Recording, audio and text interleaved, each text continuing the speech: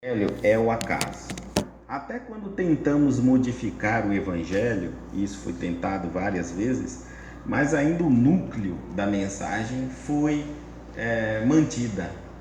Porque era tão escondido, tão encapsulado o conhecimento, que o homem, nos interesses próprios de puxar a verdade para si, mexeu naquilo que não modifica absolutamente nada. E Jesus, como um mestre, sabia muito bem antecipadamente aonde o ser humano gostaria de levar esses conhecimentos. E deixou então alguns núcleos muito bem protegidos, encapsulados, de forma que só depois de muito e muito tempo de aprendizado, de erros, de tentativas de monopolizar a verdade, o ser humano, é que então essas cápsulas seriam abertas com o tempo, através da evolução do pensamento, da ciência e de outras maneiras de observarmos que alguns ensinamentos teóricos religiosos estariam errados, né? Então voltaríamos com mais apreço no Evangelho, buscaríamos as fontes originais e então entenderíamos que as coisas não foram ditas daquela maneira, nem daquela forma, nem para aquele intuito, para aquela finalidade, e iríamos corrigir a rota, né? E eu acho isso uma das tentativas mais ousadas foi do Espiritismo, quando Kardec propõe, no século XIX, fazer uma reforma no entendimento religioso, colocando a razão nossa, a nossa inteligência, para aferir, né, os conteúdos da Bíblia evangélica. Então isso fez com que a gente eliminasse de cara uma porção de crenças que não teriam sentido. Uma delas era a criação do inferno, a pena eterna ou céu eterno, quando essas três parábolas que nós vamos falar, inclusive essa terceira, está falando exatamente do perdão de Deus. Primeiro é a ovelha que se perde e ela é recuperada, mais vale uma recuperada do que 99, né? Depois a dracma que se perde e também a festa de ser recuperada, e agora o filho pródigo que volta a casa, quer dizer, perdão, perdão, perdão o tempo todo, e no entanto nós ainda insistimos no erro para uma pena eterna. Quando lemos o Evangelho, não há nem nas cartas de Paulo, dos apóstolos, nem nos Atos, e muito menos no Apocalipse, não há nada referindo a inferno eterno e céu eterno. Tá? Agora, quando alguém fala assim, mas no Antigo Testamento não é cristão, gente. O Antigo Testamento é o livro dos judeus, que fala do monoteísmo, onde inicia a crença no único Deus. O cristianismo nasce com o nascimento de nosso Senhor Jesus Cristo. Aí passamos a seguir o Cristo. Por isso somos cristãos, nós não somos mosaicos, nós não somos judeus, não somos hebreus, tá? Então não vamos confundir história com crença. A história é que ela vem numa evolução, e a partir de um determinado momento surgiu um ponto de vista no planeta com a vinda de Jesus, que era, por coincidência, judeu. E dá então, só porque ele era judeu, acreditar que o mosaísmo que o cristianismo é uma evolução do mosaísmo. Gente, a gente precisa ler um pouco de história e entender que na época, quando o cristianismo chegou, os mosaicos perseguiam os cristãos e matavam por serem contraditórios o ensinamento. Pois se ele era a mesma coisa, então por que perseguia os cristãos? Tá? Por que crucificaria Jesus? Os próprios fariseus. Então, quando dizem, não, nós seguimos o Antigo Testamento para ser um cristão, você não entende nada de história. Precisa ler a história. Agora, que existe uma tentativa de falar que uma coisa é a outra, até porque eu preciso manter algumas, por exemplo, o dízimo. Você não vai encontrar isso no Novo Testamento para frente, nada falando de dízimo, mas eu encontro no Velho. Então eu preciso dizer que o Velho é o Novo, e aí fazer aquela mistura toda para entrar no meio de Jesus, aí até o dízimo. Bom, vamos entender aqui a parábola da ovelha perdida, que é a terceira. Tá? A primeira se perde uma ovelha, a segunda se perde uma dracma e a terceira agora vai ser o filho pródigo. Tá? Também somente no Evangelho de Lucas. Marcos, Mateus e João não cita absolutamente nada sobre isso. Por que ela foi colocada então no Evangelho de Lucas? Quando nós analisamos as três parábolas, percebemos um raciocínio muito lógico nelas e um acréscimo de conhecimento metódico nos ensinos de Jesus. Não é algo colocado a esmo, sem propósito, não é uma coincidência literária. É sim algo muito bem estudado, planejado e colocado ali.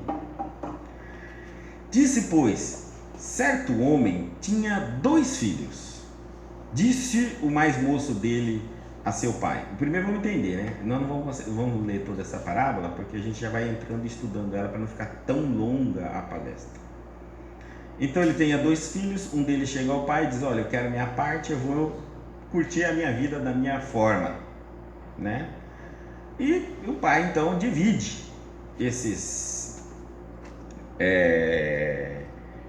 essa herança. E o filho sai, gasta como quer, vai embora, gasta como quer. Quando não tem mais nada, passando muita necessidade, lembra da casa do pai, que tinha tudo, etc.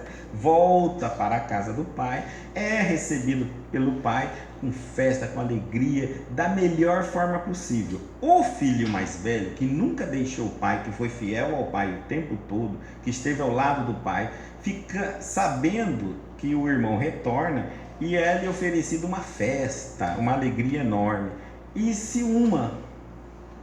Ué, mas por que eu tô aqui o tempo todo do teu lado, você nunca fez festa, agora é o meu irmão que sai, gasta tudo, volta e agora ele é recebido com a maior festa? Não quer nem entrar na casa. Aí o pai vai explicar que o filho morreu e voltou, etc, etc, etc. Então essa parábola do filho pródigo mostrando para nós essa ideia que nós temos, né, de Deus. Nós vamos pensar assim, a humanidade aqui dividida em filhos pródigos, né, e os filhos obedientes ou dedicados, vamos colocar assim, porque ele não era obediente, senão ele não falaria ao pai porque o irmão está tendo aquela recepção. Então disse o mais moço a seu pai: pai, dá-me o que me cabe na partilha dos bens. Bom, se ele tinha 2 filhos e um está pedindo isso, então aqui essa parábola é 50%. Nas ovelhas ele tinha 100 e perdeu 1%. Nas dracmas ele tinha 10 e perdeu 10%. E agora ele tem 2 e perdeu 50% desse caso ocorre na humanidade. Então, cabe a partilha dos bens. Ele pede partilha dos bens. Porém, em grego, esse bens aí, essa palavra que se traduz bens, ela pode ser bens para manter a vida ou bens materiais. Então ficou ali o bens, e conforme a gente vai lendo sem referência do aramaico ou do grego, a gente acaba se perdendo realmente na intenção da frase ali do versículo. Mas quando a gente lê um pouquinho mais à frente, a gente vai perceber que esse bens não era um bem material, porque ele fala assim, ó: um filho chega e pede a partilha dos bens, ele repartiu os meios de vida. Ele repartiu o meio de vida quando ele perde o bem. Aí o materialista vai dizer: mas os bens é meio de vida, vida material. Mas os bens não é meio de vida, mas os bens materiais não é meio de vida para um espírito. Pouco importa para o espírito se ele tem guarda-roupa ou não, se ele tem carro ou não, se ele tem comida ou não. Mas bens materiais importa para o corpo da personalidade, o físico nessa, né? Mas aqui então, por que ele não repartiu os bens, o patrimônio? É como a gente sempre diz, né? Quando a gente vem de uma língua, um dialeto, não era bem uma língua, e vai para uma língua que é o português, riquíssima, é muito complicada, porque o dialetro tem um problema. O aramaico, poucas palavras simbolizavam muita coisa, é como a gíria, né, que a gente fala. Então, na hora de eu traduzir para um português riquíssimo, que muitas palavras têm o seu local para ser colocado, eu posso perder nesse entendimento, porque como aquilo ali pode significar várias coisas, e aí eu teria que compreender muito a intenção de quem está falando ou escrevendo para conseguir traduzir. E isso seria impossível naquela época. Então nós temos que, ao ler, entender. O copista, que era o responsável, os escribas, que eram responsáveis para transcrever o evangelho, compreendiam a cultura da época, mas tinha seus interesses, né? Eles eram fariseus, eram assessores do farisaísmo. Então acho que a hora que ele escrevia, olha, isso aqui quer dizer isso, e passava para o sacerdote, ele dizia, ó, não, tira isso aí que isso aí está comprometendo os ensinamentos de Moisés. E aí retirava aquilo ali, porque é a serviço da religião predominante da época. Mas mesmo assim, a gente tendo esse intuito de ler o evangelho como a história da nossa vida escrita ali por Jesus, então nós vamos entender que ele não repartiu esse Pai, é esse Deus, a qual cada um de nós viemos da casa do Pai, né? Estamos abrigados pelo Pai, amados pelo Pai, mas cada um de nós decide fazer assim, por causa do nosso ego. Deus, deixa eu viver minha vida como eu quero, me dá o que é meu de direito e deixa eu seguir minha vida. Eu não quero fazer as coisas do jeito que você quer que eu faça, do jeito que o tal de Jesus nos ensinou. Eu quero fazer as coisas que eu gosto, que eu quero, que eu me sinto bem, e o resto é resto. Posso? Deus vai dizer, lógico que pode. Você tem livre arbítrio, você não é obrigado a morar na minha casa, viver como espírito, apesar de ser, mas se acha que é uma personalidade, quer viver uma vida material como se não houvesse o amanhã, fique à vontade. E vai ser lhe dado tudo aquilo que lhe compete, a sua parte de direito no processo da evolução. A vida, a saúde, a energia, o planeta, a reencarnação, tudo. Você vai ter direito a tudo, mesmo que você ainda não vai empregar isso de forma sábia, porque você está pedindo para desfrutar da maneira que você quer. E também não vai aplicar tudo isso que eu estou te dando, a parte que lhe cabe, você não vai aplicar aqui no reino de Deus. Você vai aplicar na onde você quiser. Não tem problema, tá? Então ele reparte os meios de vida, não de sobrevivência, meios de manter a vida espiritual, e pode também ser vida material, tá? Porque até a vida que Deus nos dá para manter vida é a vida material quando estamos na carne. Os animais, a natureza, o planeta, o oxigênio, a água, enfim, Ele te deu tudo. E te deu de quantidade muito grande, tá? Então todos nós deixamos a casa do Pai pelo ego, a partir do momento em que nós paramos e começamos a pensar, né? Nós nascemos simples e ignorantes. Então, ignorantes, nós não sabíamos o que era verdade, mentira, o certo ou errado. Totalmente ignorantes. Nós nascemos simples. Simples significa que eu não era nem bom e nem mal. Eu não tinha nada em mim de natureza, nem boa nem má. Neutro, vazio. Ótimo. E fomos então sustentados ou orientados, vamos falar bem a palavra, pelo instinto. O instinto são pequenos fragmentos da inteligência, digamos assim, dado por Deus, até que a gente tenha consciência da nossa inteligência e comece a atuar com ela. Então, primeiro eu tive vontade de beber água, bebi, comi e reproduzir. E o instinto, ele é sábio, ele é perfeito, porque ele é comandado pela lei de Deus. Eu faço ele para atender aqueles instintos. Mas aí, com o tempo, eu andei explorando os instintos e acabei descobrindo uma grande armadilha chamada vício, né? Quando eu explorei o instinto de sobrevivência, de alimentar-me, me viciei em algumas substâncias. Quando eu explorei o vício de procriação, me viciei no sexo. Quando eu viciei, enfim, quando eu fui mexer com aquilo que era o equilíbrio da vida, eu acabei me vinculando de uma maneira que eu não consigo mais sair daquele processo com tanta facilidade. Daí, nós devíamos respeitar os instintos e não brincar com os instintos, para que eu consiga, me libertar dele com mais facilidade. A partir do momento que eu uso a inteligência, eu não preciso do instinto. Então ele repartiu os meios de vida, deu aos espíritos, a todos nós, apesar do nosso... Porque também, nosso ego, a partir do momento que vamos recebendo as coisas do Pai, nós vamos dizendo assim, mas se existe alguém melhor que eu, posso ser igual.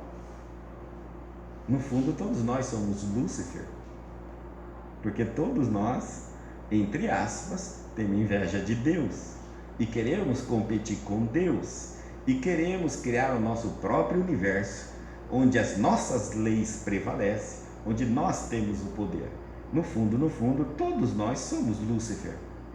Tá certo? Porque todos nós queremos nos igualar a Deus. Existem as leis de Deus, que eu não estou nem aí para ela, mas eu quero prevalecer as minhas leis. Eu só não as prevaleço, porque ela, quando não é idêntica às leis de Deus, não me retorna algo benéfico. Então eu sou obrigado a seguir essa tal da lei de Deus, mas mesmo assim não quero reconhecer Deus. Apesar de eu seguir Deus, entender que o melhor para mim é Deus, eu quero dizer que não acredito em Deus e que tudo isso é meu, é minha inteligência, minha experiência. Olha o ego aí, olha o Lúcifer falando, olha o anjo decaído que eu brinco, É o nosso ego, tá? É aquele que não reconhece a parte espiritual e está lutando o tempo todo para provar para nós, espíritos encarnados, que este aqui é o paraíso prometido. Alguns o ego chega a um ponto de dizer, não há mais nada além daqui, não há vida após essa, nem havia vida antes dessa. Então deixamos a única existência para isso aqui. Mas recebemos todos nós os dons, tudo foi nos dado, como adiantamento, a misericórdia, não é merecimento, porque não havia feito nada para merecer. Então, misericórdia. Agora, de acordo com aquilo que nós vamos fazer com esse presente divino, é que vai gerar consequências, e se essas consequências forem boas, ótimo, você tem merecimento. Se as consequências forem danosas, merecimento negativo. Ambos são merecimento, tá? Então, se hoje eu tenho uma vida cheia de problemas, é porque eu fiz da minha vida um problema, certo? Observa onde que você começou a não ouvir essa lei, a sua consciência dizendo para você tomar o caminho correto. Aonde você começou a lutar com Deus nas leis, onde tudo sinalizava para você, não faz, você fazia. Por que você fazia? Porque eu gosto, porque eu me sinto bem, porque eu quero, porque é fácil. Ele tem um monte do porquê aí, você tem uma explicação enorme para não fazer o que a lei de Deus determinava a ser feito. O pai, sabendo o que é melhor para o filho, porque ele é o Criador, envia Jesus para nos ensinar de maneira fácil o que fazer para estar dentro da lei de Deus. Mas o nosso ego não deixa isso prevalecer. Então, e não muitos dias depois, ajuntando tudo, aquele filho que pediu as coisas, o filho mais moço partiu para um país distante de lá. Então, por quê? Foi distante do pai, porque não queria que ninguém ficasse sabendo o que ele ia fazer, tá certo? Então, nós também partimos para países bem distantes do mundo espiritual. Terra e outros planetas habitados aí em todo o nosso sistema solar. Então, estamos achando que estamos muito distante do reino de Deus. De certa forma, filosoficamente, sim, porque o reino de Deus é espiritual, nós estamos no mundo de reino material. Aqui é um mundo perecível e lá é um mundo imortal, indestrutível. Parece o oposto, a matéria e o espírito,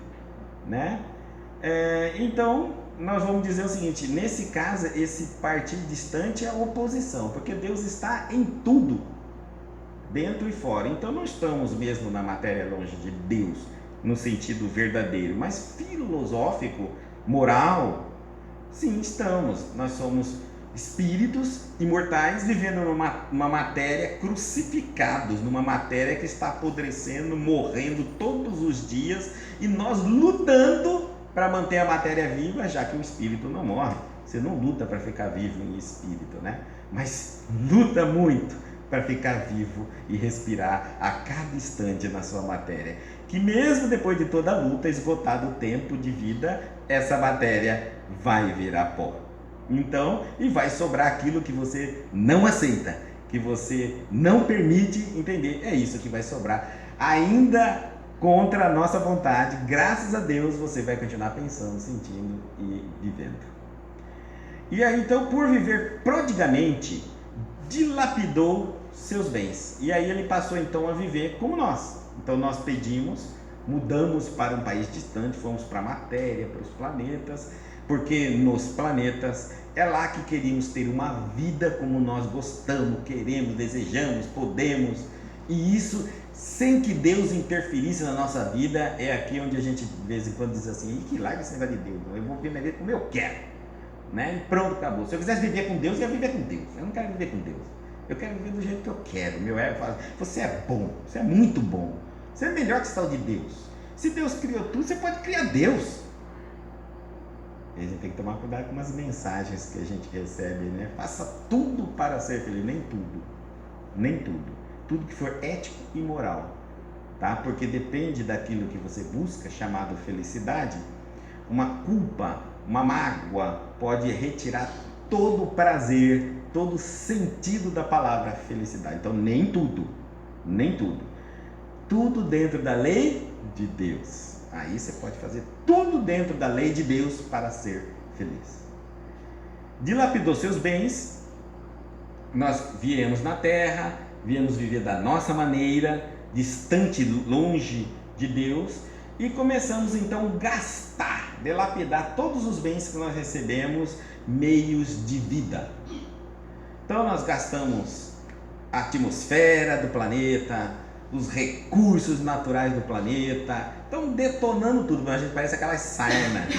Quando você pega o tecido de um animal, você vai ver aquelas sarnas que ela derruba até o cabelo, né, o pelo, depois a primeira camada da pele. É nós ali, detonando o planeta de tudo quanto é maneira, acabando com o planeta inteiro e quase desestruturando, se brincar, todo um sistema solar, tá certo? Quase um sistema solar inteiro. Nós estamos conseguindo fazer isso. Então tá lá nós dilapidando tudo, destruindo tudo, usando da forma como nós queremos, sem pensar no amanhã, nas consequências, no próximo. O negócio nosso é ganhar dinheiro, é ter poder, é ter fama, e vamos embora, vamos caminhar.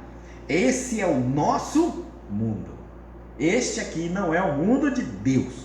Não me fale de Deus aqui dentro desse mundo. Jesus mesmo falou assim: meu reino não é deste mundo. Pronto, já deixou claro. Pronto, quem quiser falar de Deus, vai falar no mundo espiritual, né? Assim, aqui não, aqui é nosso. Aqui nós vamos fazer do nosso jeito, da nossa forma, no nosso método, no nosso tempo, seguindo as nossas regras. Mas aí o tempo vai passando.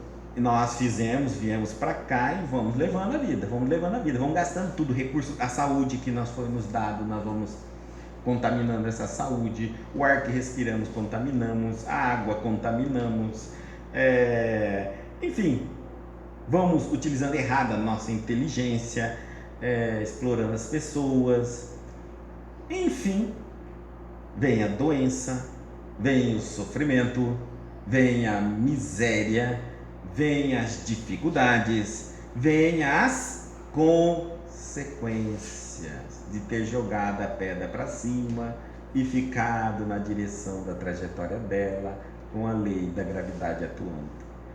Pumba, pedra na nossa cabeça. Isso é castigo de Deus? Não. Nunca Deus castigou. Perseguição do diabo? Não, não foi ele que criou a lei da gravidade, muito menos jogou a pedra para cima. Então, o que é isso? Ignorância sua. De não compreender aquilo que é óbvio, mas a nossa vaidade, o nosso orgulho não quer enxergar por causa do ego. Enquanto nós lutarmos para não entender as leis de Deus e querer entender as leis dos homens, ainda cairá muitas pedras na nossa cabeça. Tentaremos construir pedra que gera foguetinho, que a partir do momento da velocidade, aquele foguete flutua aquela pedra num determinado... Você já vê até aqueles celulares novos que estão saindo, vai ser assim, né? Ele vai quase flutuar no ar para não cair. Então, mais ou menos uma pedra daquela lá que vai flutuar para não cair na sua cabeça, para você não deixar de jogar a pedra para cima, para não desviar da trajetória dela, para ela não cair na sua, para não te machucar. É isso que eu estou fazendo até hoje, gastando milhões, empobrecendo a humanidade para fazer uma coisa que está simplesmente pronta há milênios de anos. E nós estamos lá tentando. E aí vem o primeiro experimento, a gente lança, aí todo mundo compra essa pedra, joga para cima, falha o motor, bum, na cabeça de milhares de pessoas. Aí o outro vai e compra, aquela não tinha motor, era falsificada, veio do Paraguai, né? Bumba na cabeça das pessoas. E nós vamos até nós pensar. Um dia alguém vai falar assim, gente, será que o único jeito da gente fazer isso, jogar a pedra para cima e ficar na trajetória e ela não cair na nossa cabeça, será que é construir um mecanismo de desviar a trajetória da pedra? Aí aparece o Newton. Eu acho que existe uma força atuando aí, diferente da uma força que a gente não vê, chamada gravidade, e que se nós dessemos um passo para a direita, um passo para a esquerda, ou para frente ou para trás, a pedra não cairia no mar. Vamos experimentar. Experimentamos 1, 2, 3, 4, nunca mais a pedra cai na nossa cabeça. Alguém fala, mas que força é essa da gravidade? O que é gravidade? Lei de Deus. Pronto, mata de novo o sentido. De novo nós voltamos em Deus? Pois é, porque a gravidade... Por que você está falando que a gravidade é a lei de Deus? Porque não foi nós que construímos, quando nós chegamos já existia. A gravidade está aí, está em todo o universo. E é uma força que atrai todos os corpos que existem no universo. E o homem não tem nada a ver com isso.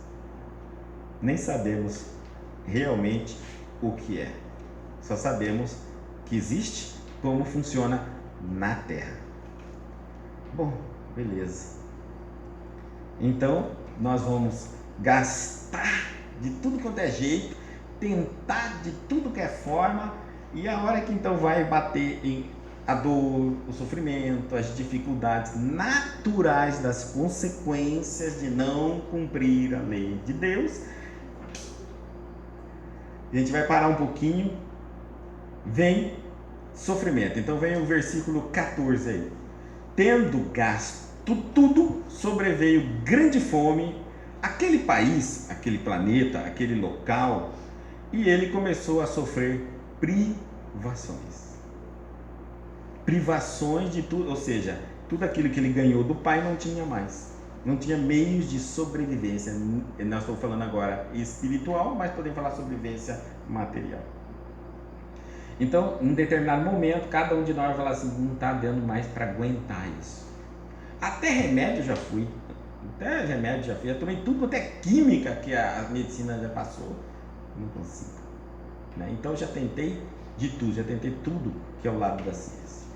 15º, e saindo, ligou-se a um dos cidadãos desse país. Então ele falou assim, ainda vai tentar, ele já gastou tudo, experimentando de tudo, agora ele vai tentar mais uma ideia mirabolante, parece até fantástica.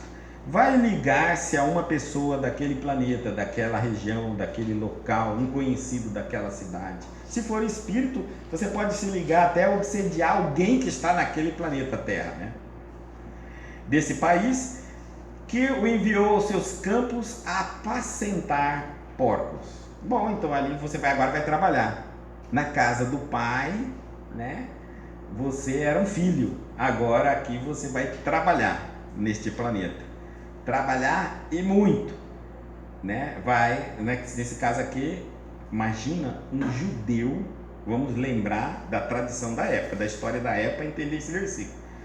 Para o judeu, o animal mais imundo que existia é porco. Cuidar de porco, para eles, é o fim profissional moral do ser humano. É isso que ele foi fazer ali. Ele foi fazer a coisa mais vergonhosa que existe naquele planeta, para aquela comunidade onde ele nasceu, para poder sobreviver. E nós não fazemos isso também? Lembra, a história não é nossa, a Bíblia? Fazemos. O que nós estamos fazendo para sobreviver? Tudo que é necessário, gente. Tudo. Uns matam, uns roubam, tráfico, mantemos vício, mantemos ego, orgulho, vaidade, nos tornamos escravos das nossas paixões, dos nossos defeitos, nós nos submetemos como escravo do nosso ego. O espírito submete como um escravo. Não é o correto, mas eu gosto.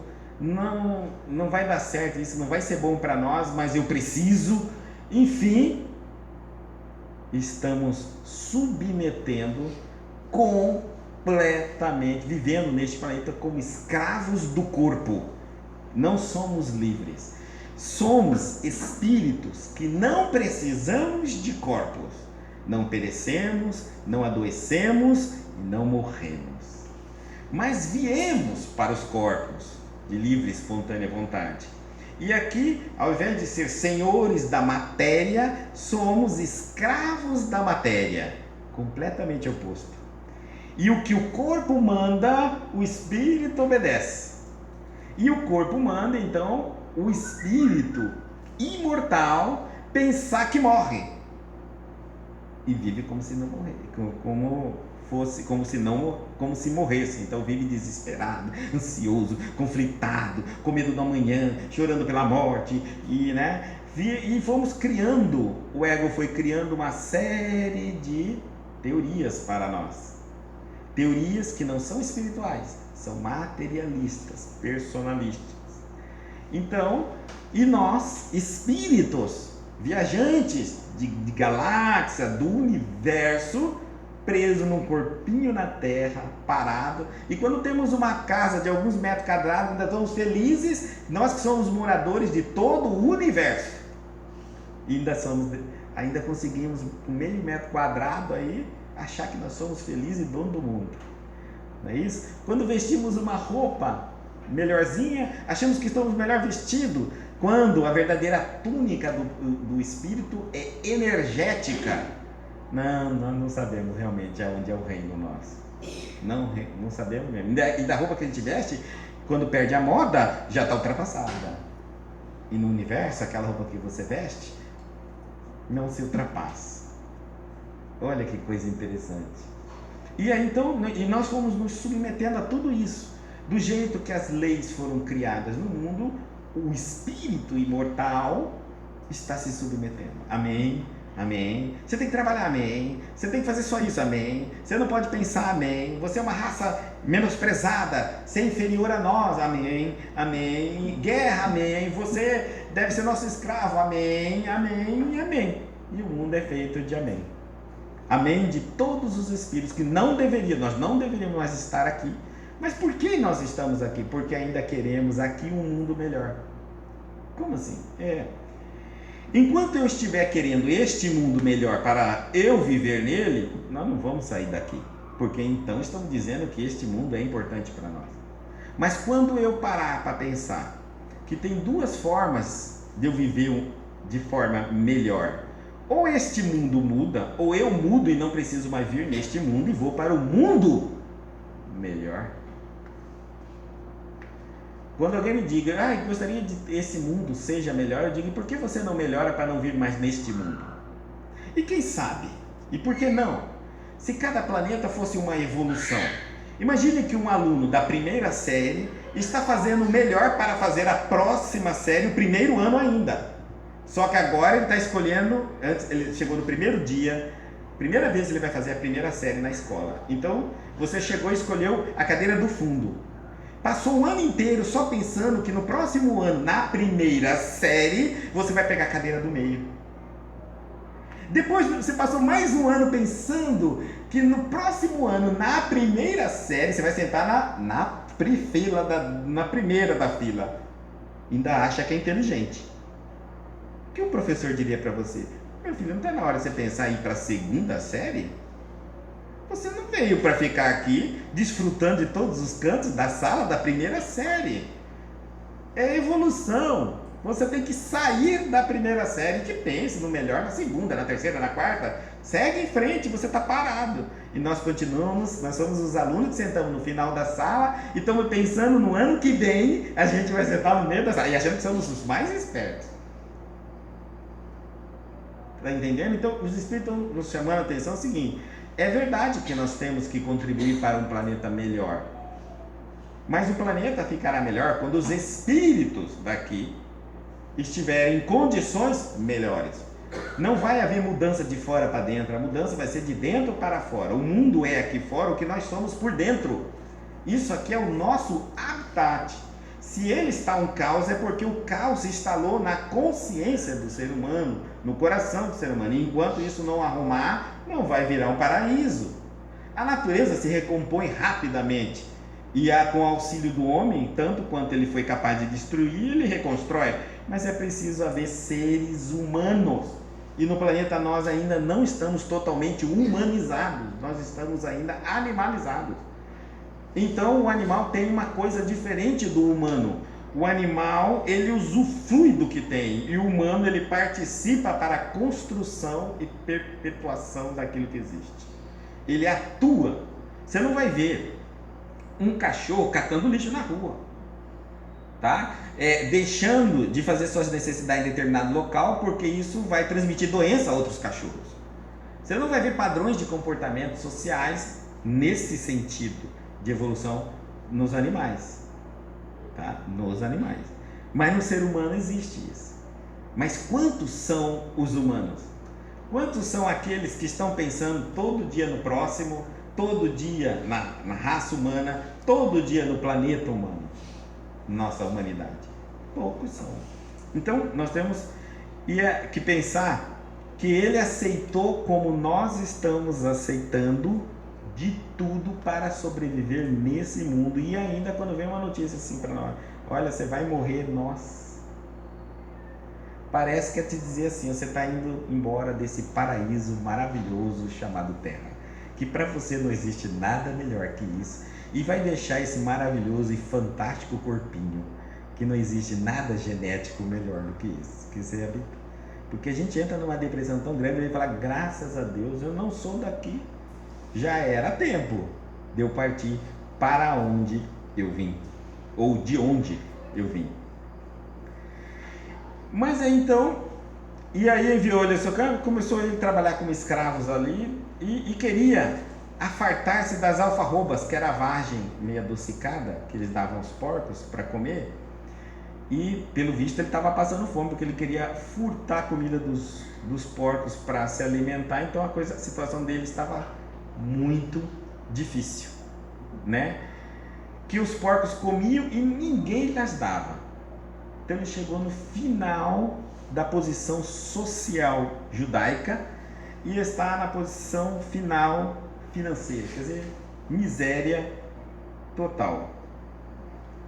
E aí, mas caindo em si, aqui vem então, vai começar a história de nós, cada um de nós, que já descemos a ladeira da espiritualidade, descemos e chegamos no ponto máximo do materialismo. Chegamos no máximo do materialismo, não há mais materialismo do que isso. Todo materialismo separa, todo espiritual une. Eu e o Pai somos um, Jesus. Há um Pai e todos nós somos irmãos. Agora vamos para o caminho da matéria. Você tem um nome, um RG, um CPF. Tá vendo? Volta você para a espiritualidade. Você é um espírito com os mesmos direitos de todos os seus irmãos. Volta para a materialidade. Não. Você tem que ver, depende se você é idoso, se você é velho, se você tem uma determinada doença, uma cor de pele, se é homossexual, né? Cada um vai ter um direito diferente. Volta de novo você para a espiritualidade. Você não é nem homem, você não é nem mulher, somos todos iguais. Vai para a materialidade. Agora vai para a espiritualidade, agora volta para a materialidade. Você é homem ou mulher ou indefinido ainda. Volta de novo. Vocês perceberam? Todo caminho espiritual é unificação. Todo caminho material é separação.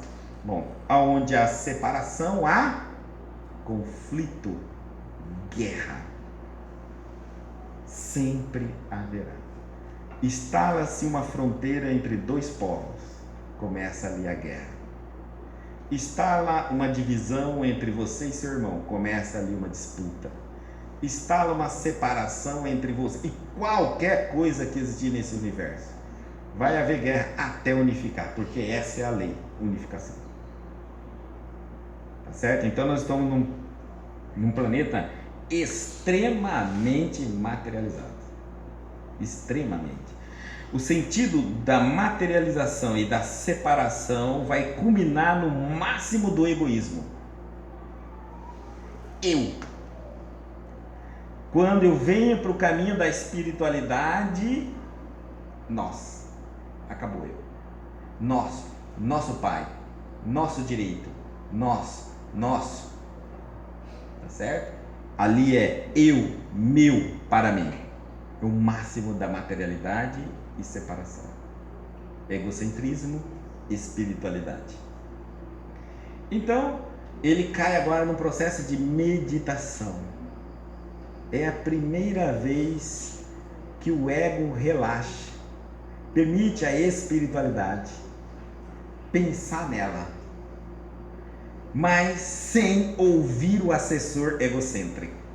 Meditar é quando você quer ouvir teu espírito.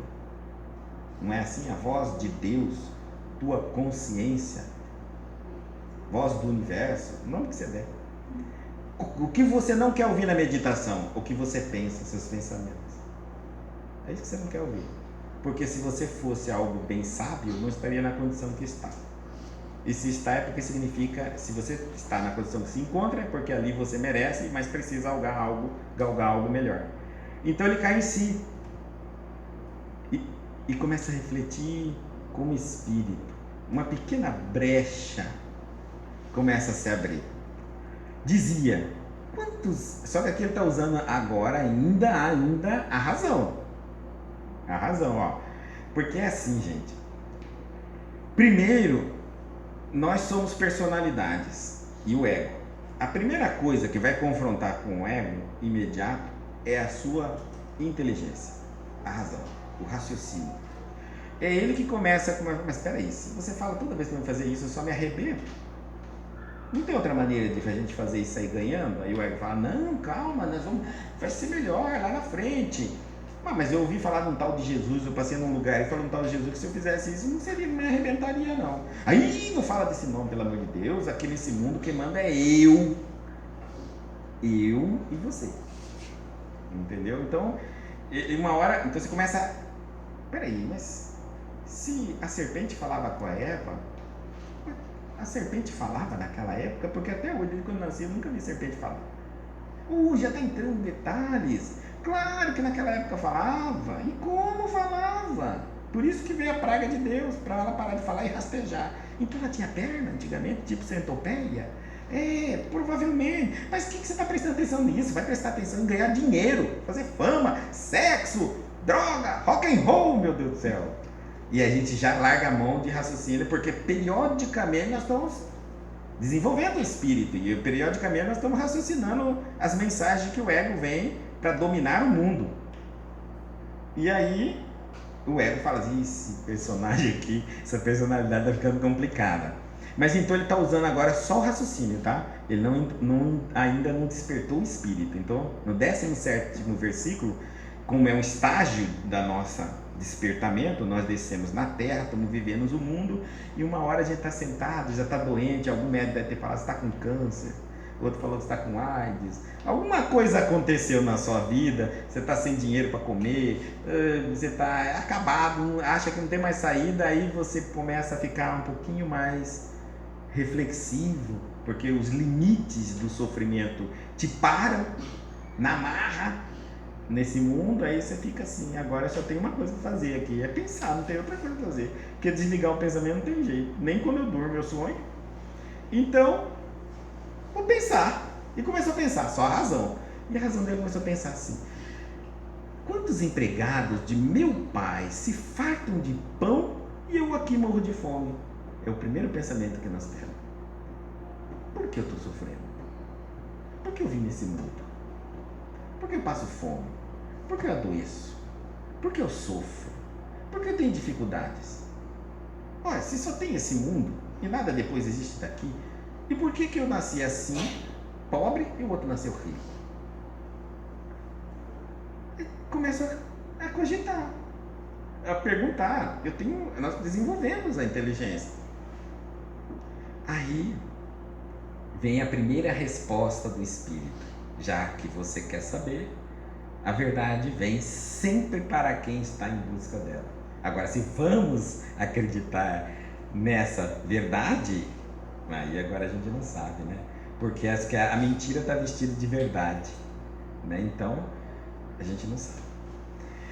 Aí a verdade vem e mostra para ele o que ele é. Ele pode andar pelo mundo, longe por esse país, mas ele ainda continua sendo filho daquele homem. E o lar dele ainda continua sendo lá. Então nós podemos correr o mundo, o universo inteiro, mas continuamos a ser filho de Deus. E o nosso lar é o mundo espiritual. E aí ele vai fazer então assim: levantando-me, a razão agora vai adormecer para dar o espaço à intuição. Agora o espírito vai começar a se misturar com o raciocínio dele, porque ele quer descobrir a verdade. Ele não está em busca daquilo que ele tem interesse, ele está em busca da verdade, mesmo que contrarie os interesses. Então agora a intuição vai mesclar um pouquinho com a verdade ali e vai começar a dizer: faça o seguinte, humilhe-se.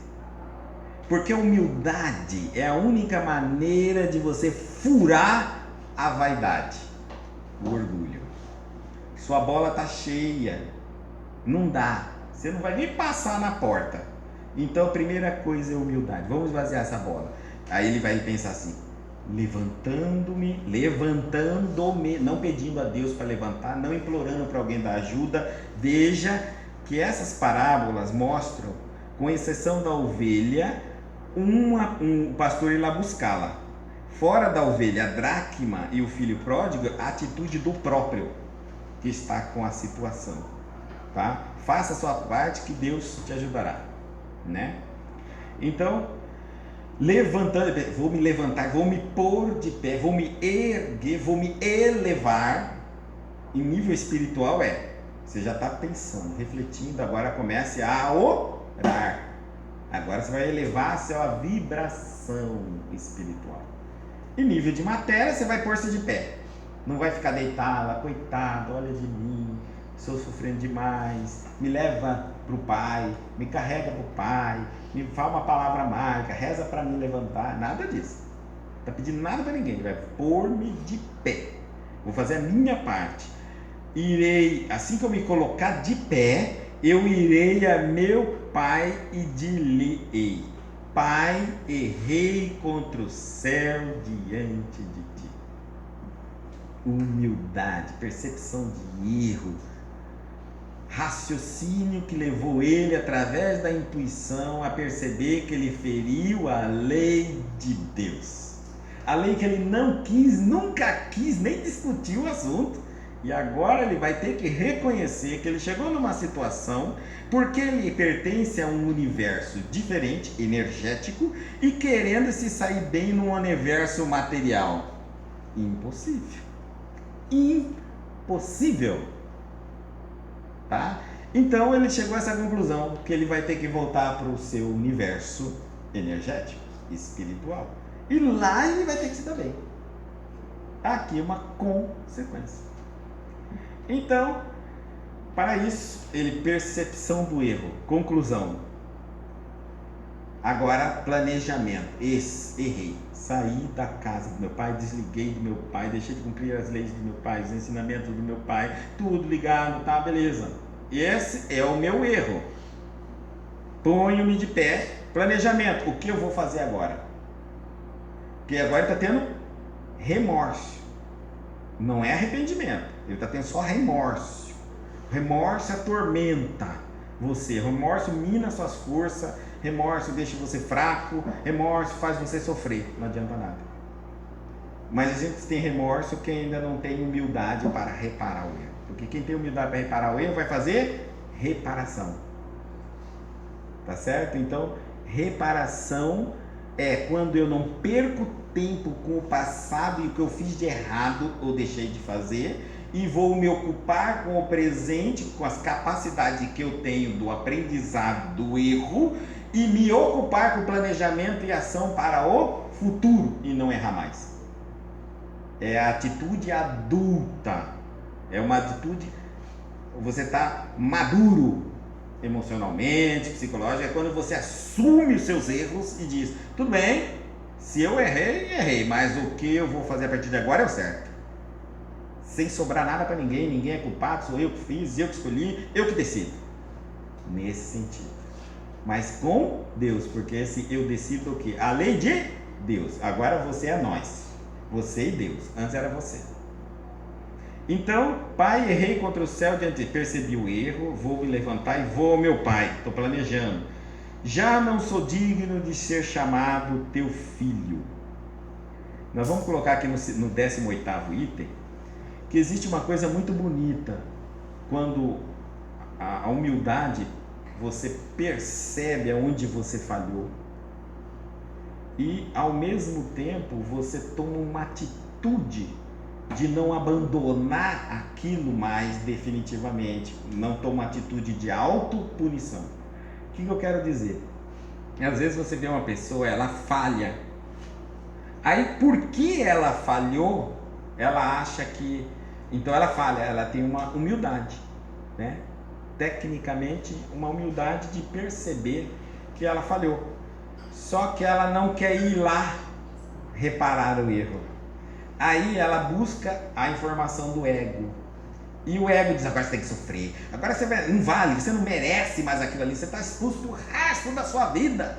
Agora joga tudo pro ar. Aí você vai fazer o processo da vitimização. Entendeu? Em nome do erro que você cometeu, você agora vai jogar tudo pro ar e vai poder cometer 1 milhão de outros erros. Mas não é maravilhoso isso? É o recomeço do erro. A gente fala assim, a gente tem que recomeçar no certo, né, gente? Não recomeçar no erro. Tem gente que só vive recomeçando no erro. Você fala, mas de novo você está errado. Pois é, que quando eu errei, aí eu largo de mão, vou fazer tudo errado. Não, isso é desculpa.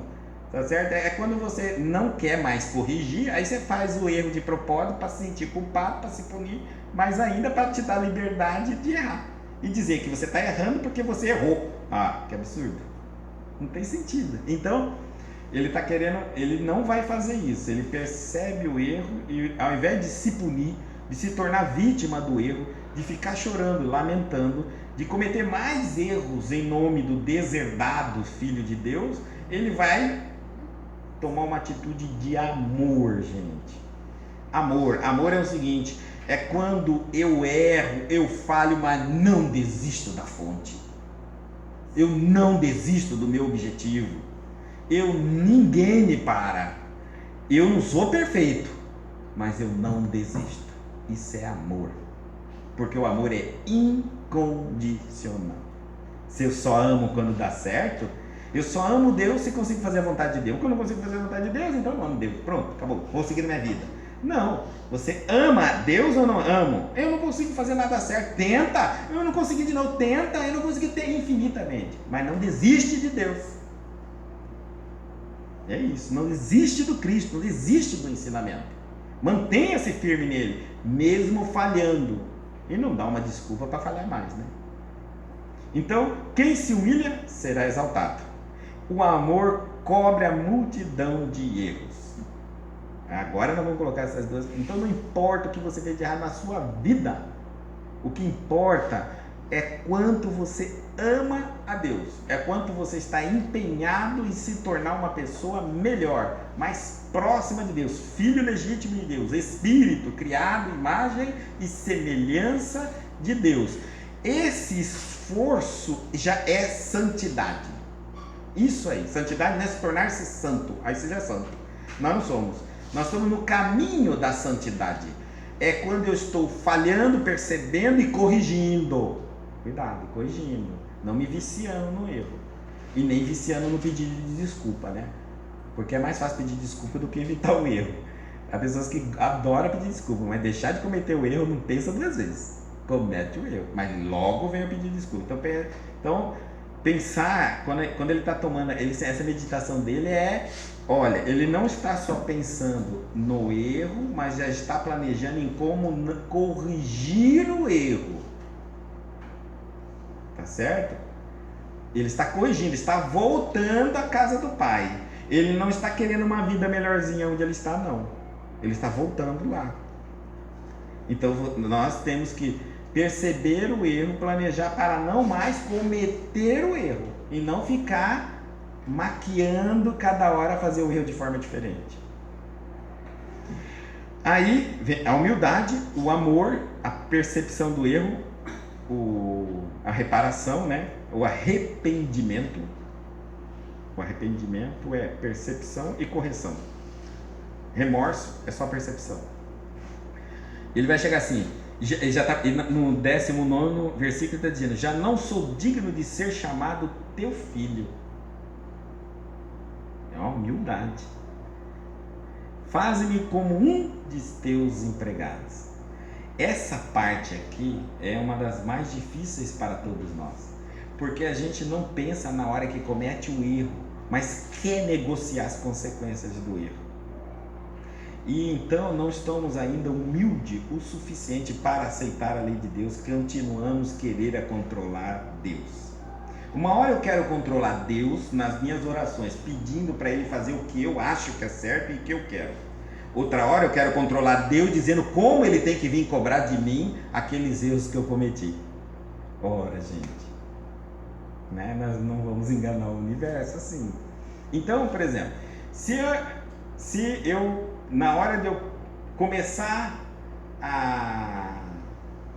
eu vou começar a fumar, não pensei duas vezes, cansei de ver propaganda na televisão, todo mundo fala que cigarro vai dar câncer, todo mundo chega em câncer.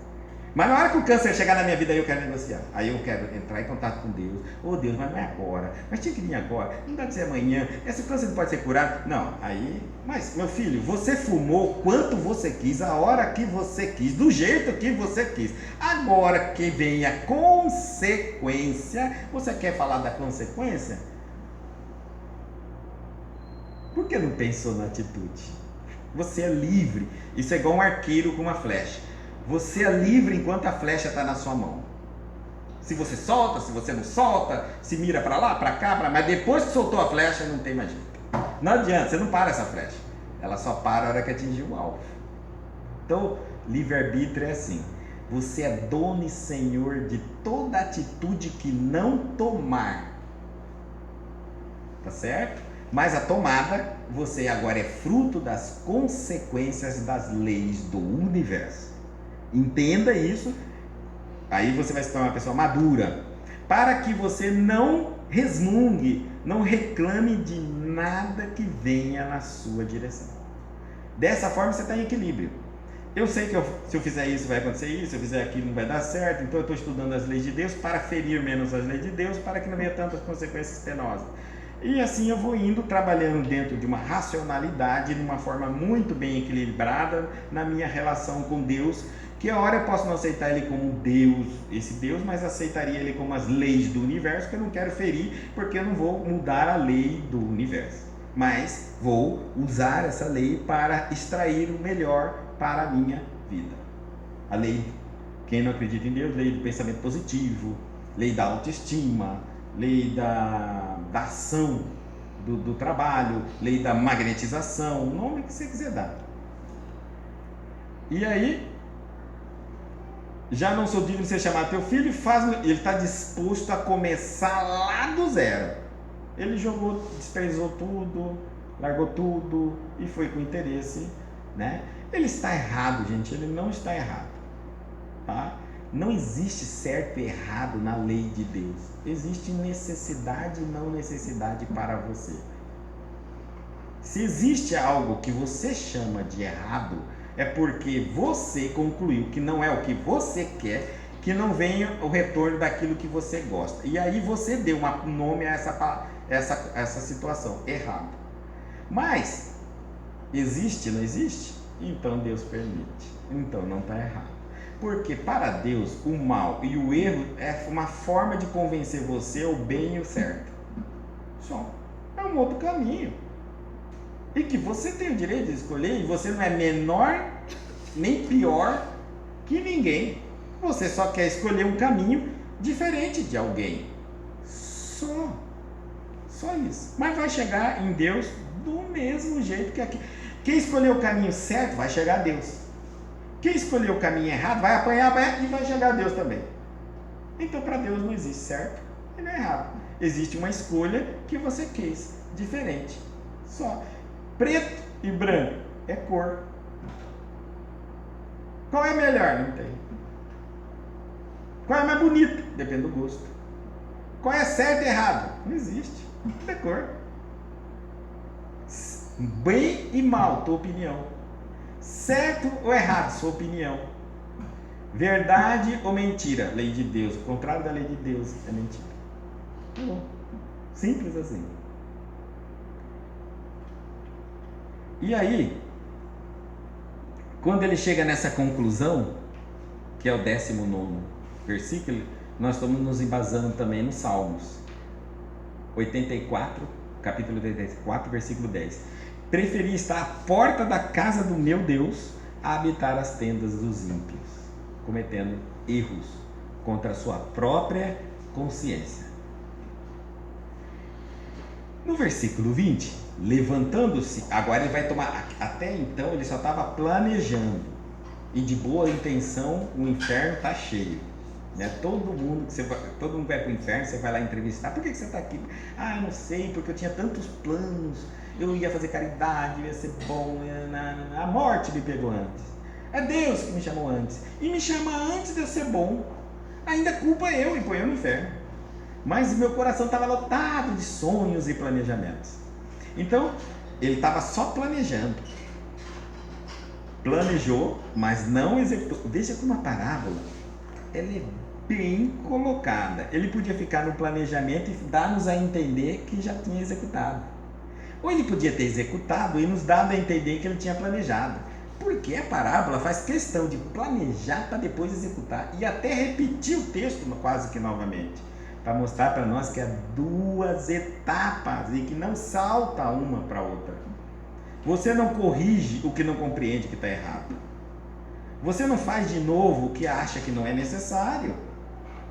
Tá? Então tem que haver conclusão. E levantando-se foi para seu pai. Agora ele vai tá tomando atitude, está executando aquilo que ele planejou. Não ficou só no sonho, não. Estando ainda a grande distância, viu? Olha só, agora ele está uma atitude de amor, porque ele vai voltar ao pai. E é uma atitude de amor tão bonita, porque ele não culpou o pai por tudo aquilo que ele passou lá. Nós culpamos. Se eu passo uma doença, o câncer do pulmão, porque eu fumei, eu digo que é Deus que está me caindo. Por quê, meu Deus? Nós culpamos. Ele não culpou. E ele entendeu que a melhor saída de tudo aquilo que ele estava passando era o pai. Ainda é o melhor, ainda é a solução. Então ele não abandona o caminho. Ele não abandona Deus. Nós não, nosso orgulho não deixa. Quando a gente comete um erro, falha, vem as consequências, a gente dá culpa a Deus, o espiritismo, a doutrina, a religião, as pessoas, e não volta, sai até da religião. Como se aquilo ali fosse culpado de tudo da vida da gente. Tá percebendo? Não, ele entendeu perfeitamente. Deus ainda é a solução na minha vida. Isso é amor. Acima de Deus não existe nada. Acima de Deus não existe nada. Deus é a perfeição e a resposta para tudo. Esse é o amor que você tem que manter, essa relação com ele. Então, estando ainda a grande distância, viu seu pai. Aqui no caso, Deus viu. Lógico, Deus já vê logo que você tem a intenção de melhorar, verdadeira ali, ele já te enxergou. E compadeceu-se, e correndo lançou-lhe ao pescoço e beijou. Foi até o filho, não esperou que o filho viesse até ele. Quando você realmente conclui, toma uma decisão acertada, verdadeira na sua vida, Deus já está presente, já está tudo atuando a seu favor. O universo já está conspirando para as coisas acontecerem. Não se preocupe, né? Assim como quando você deliberadamente já pensou no mal, já está tudo formado à sua volta para o mal te ajudar naquele empreendimento.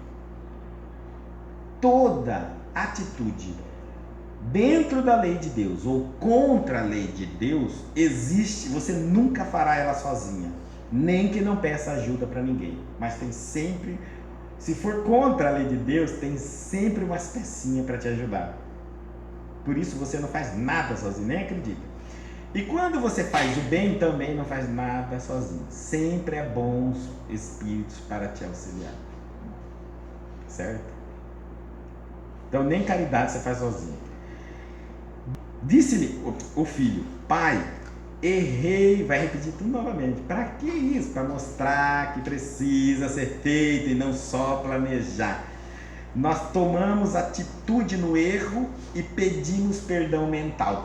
Fazemos o erro e pedimos perdão mental. Quando tivermos... Não, aí não tem justiça. Aí não tem sentido isso. Se você realmente errou, você vai cometer o acerto na vida material e então pedir a Deus. Nem precisa mais pedir a Deus, porque assim que você corrigir as coisas aqui na dimensão que você falhou, você já está perdoado. Então, eu penso no erro, é uma coisa. Aí eu penso no acerto, beleza, quitou. Penso no erro, faço o erro, penso no acerto, mas não faço o acerto. Aí não é justo. Se eu fiz errado, faço certo. Se eu pensei no erro, penso certo. Dois níveis de erro: diabo e Satanás. Os dois níveis tem que haver reparação. Então disse: pai, errei contra o céu e diante de ti. Já não sou digno de ser chamado teu filho. Não é bonito esse reencontro? Não é um estado de humildade, de percepção clara de consciência, de responsabilidade? Ele não está indo ali como vítima.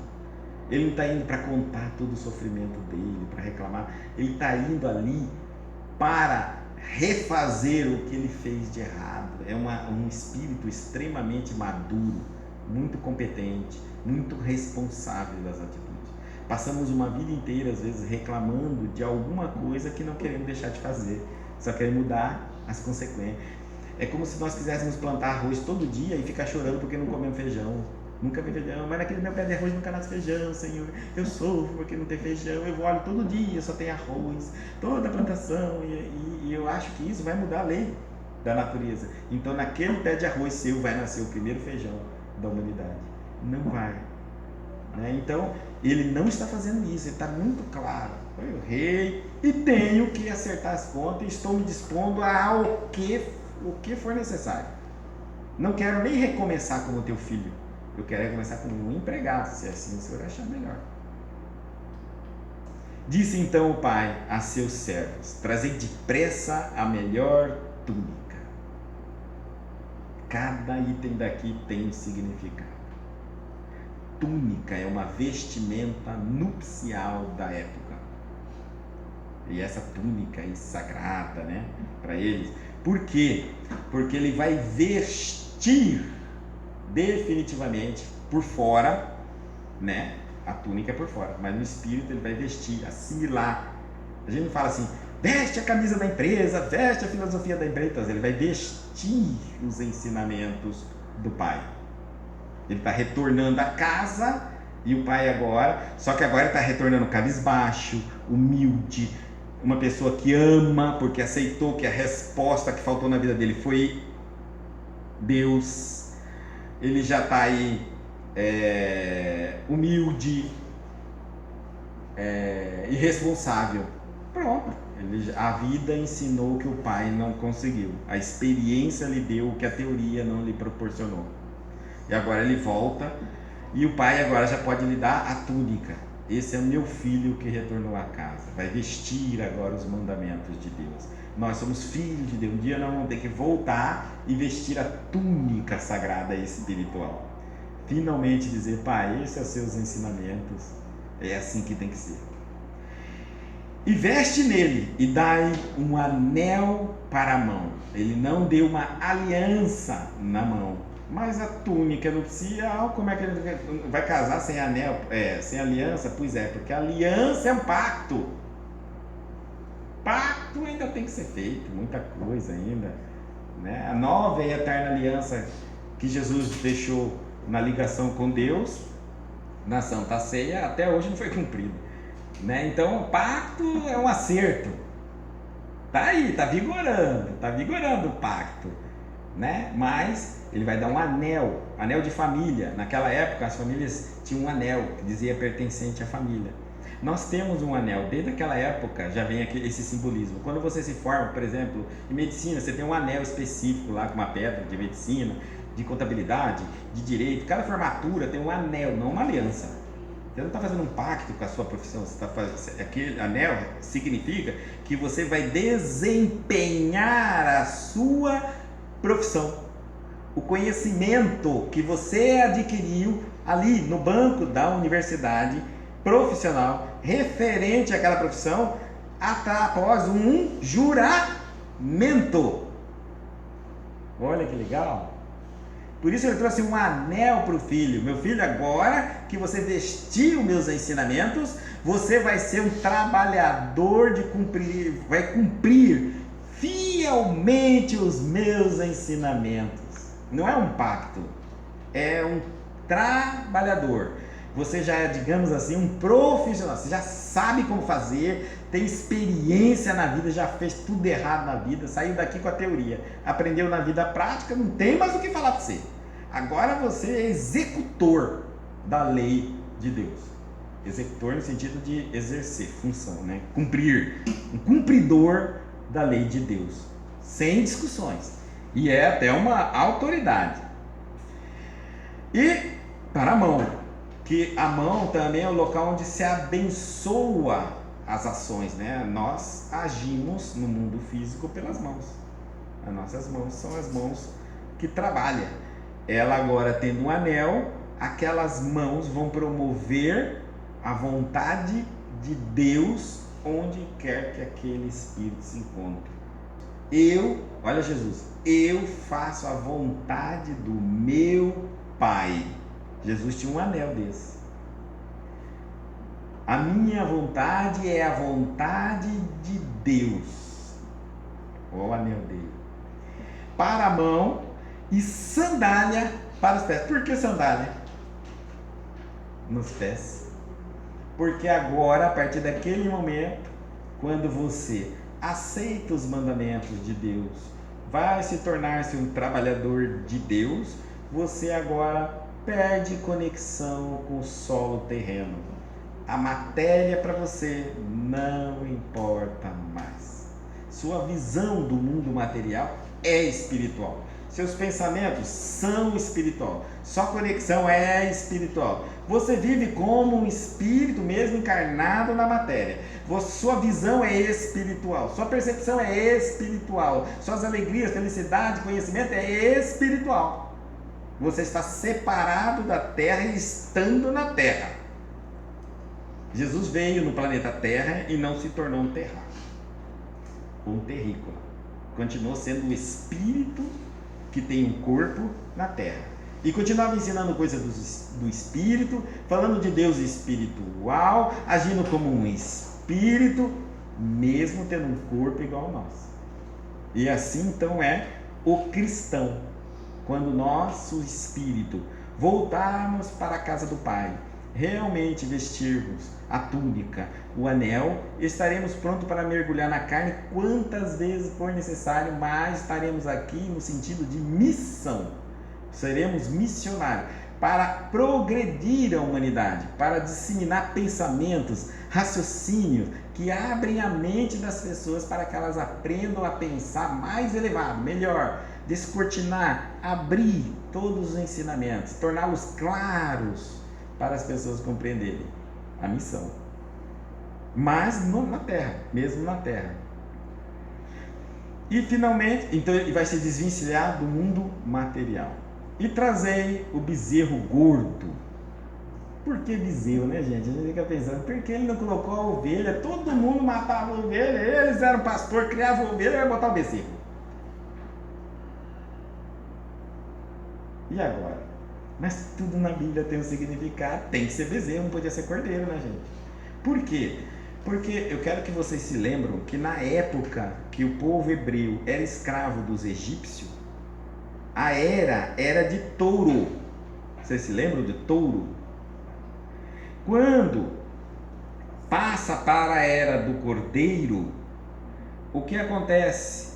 Eles saem do povo, da escravidão do povo egípcio e vai para a terra prometida, atravessando o deserto, com Moisés. Aquele é o marco, é a primeira Páscoa dos hebreus, é a primeira passagem dos hebreus, é quando ele sai da escravidão do Egito e vai para a terra prometida. Muito bem, esse é o primeiro. Então Jesus nasce já no final da era do Cordeiro. Eu sou o Cordeiro de Deus. Lembra? Ele será sacrificado, o Cordeiro de Deus, porque Jesus nasce na era do Cordeiro. A era que eles estão vivendo. Inaugura a era de peixes. Por isso o símbolo cristão é peixes. E hoje nós estamos na era de aquários. Compreenderam? Então, quando esse filho deixa o mundo material, as coisas materiais, que representam na época as formas físicas de adoração, lembra quando Moisés sobe no monte do Tabor, e lá naquele monte ele vai receber os 10 mandamentos. Quando ele volta, o que aconteceu? O povo tinha feito, todo mundo doou o ouro que tinha e tinha construído um bezerro de ouro, que é o símbolo de um deus egípcio, porque os egípcios adoravam os deuses, eles eram politeístas e todos eles tinham imagens, e Moisés era contra a imagem, só poderia adorar um Deus na face da terra, Deus. O povo hebreu só tinha um Deus, e esse Deus não tinha imagem, porque ninguém conhecia, ninguém tinha visto, só Moisés falava com ele, então não tinha imagem. E os outros não, era Deus Pantera, Deus da beleza, Deus não sei o que, Deus... Bom, mas o povo saindo da escravidão do Egito, indo para a era do Cordeiro, teve saudade de um Deus materializado. Então por isso criaram o Deus do bezerro de ouro. E aí Moisés destrói o bezerro de ouro, brigando com aquele povo, dizendo que ele estava traindo Deus, que ele não era fiel a Deus. Aquela coisa na história toda que é bonita a história para a gente ler e ver a luta que foi daquele homem, né? E aqui é a mesma coisa, quando você abandona a idolatria, o Deus materializado na matéria, quando você abandona o materialismo, quando você despede a crença de ser feliz através da matéria, de ser saudável através da matéria, de viver nesse mundo, nunca mais sair daqui, que aqui vai ser sua casa nessa matéria, que você vai ser... Mas, enfim, quando você perde a adoração da matéria, que é o ego, quando o ego para de adorar a matéria e este mundo, você acabou de matar o bezerro. O bezerro tem o significado desse materialismo e última instância que ele é. Ele está até feito de ouro, inteirinho feito do ouro, com a doação das coisas mais valiosas que as pessoas tinham do povo hebreu. Certo? Então é isso que ele fala, ó, trazei o bezerro gordo, porque eu já estava gordo com esse meu filho aqui, está muito gordo. Meu filho saiu daqui abandonando a minha casa, tudo que eu havia dado por ele, porque ele realmente saiu daqui na certeza absoluta, parece nós, né? Parece que está falando cada um de nós, que ele ia ser feliz na tal daquele planeta Terra. Ele nem olhou para trás, não quis nem saber que ele deixou, que ele não deixou, e foi lá viver na Terra. Assumiu um corpo material, reencarnou. Então o bezerro dele estava gordo, ele está até fofo. Agora mata o bezerro gordo, porque ele desiludiu com a terra. Ele desiludiu com o materialismo, com o mundo humano, com as coisas e tal. Agora ele volta. Vamos comer esse bezerro aí. Porque agora ele está entrando na era de peixes, né? Ou na era do cordeiro, né? Porque lá no final, Jesus é o último representando o cordeiro que morre e o peixes que renasce. E ele vai explicar por que essa festa. E é muito importante as festas, porque é a cerimônia no mundo espiritual que ocorre quando um espírito se desperta. Puxa, existe mais alguma coisa além dessa vida? Tem mais algumas coisas que o homem não descobriu? Será que o homem sabe tudo? Será que eu sei tudo? Será que eu estou certo sempre? Será que existe algo além de mim? Será que tudo isso que eu não criei, que não conheço ninguém que criou, já existia, veio obra do acaso? Mas esse acaso é tão mais inteligente do que eu, que tenho inteligência, que eu não consigo nem imitar o acaso, mesmo tentando? Se eu unisse todos os melhores cientistas do planeta Terra e tentasse montar um planeta Terra, nós falharíamos. Será que o acaso é muito melhor do que a nossa inteligência junta seres evoluídos? E se isso é verdade, para que ser inteligente? Se o acaso é a resposta de tudo, para que eu ser inteligente? Para tentar interferir no acaso? E o que me adianta conhecer o acaso se eu não posso manipular? Já que ele é a origem do acaso, o acaso determina o destino e não minha inteligência, minha capacidade. Para que aprender? Para que evoluir? Para que eu vou fazer algumas coisas se o acaso é a resposta para tudo? Desde que o universo existe, o Big Bang gerou tudo que existe de maravilhoso. Resposta vazia, não? Parece sem sentido. A pergunta que eu te faço: por que Deus te deu inteligência se tudo estava programado no acaso? E o acaso parece é algo de bom e de melhor. Para quê? Bastava ele inutilizar sua inteligência e seu raciocínio e você seria obra do acaso. E seu destino, uma obra do acaso. Fantástico. Agora ele te deu inteligência. Então você percebe que existe o acaso e que você pensa diferente do acaso para ficar sofrendo com o acaso. Não tem sentido, né? Talvez o acaso não existe. Segundo Emmanuel diz que o acaso é uma lei bem trabalhada para dar certo naquele momento. Então o acaso não existe. Porque quem explodiu o Big Bang? Seu filho. Então ele vai explicar por que este meu filho estava morto e reviveu. Estava perdido e foi achado. E começaram a alegrar-se.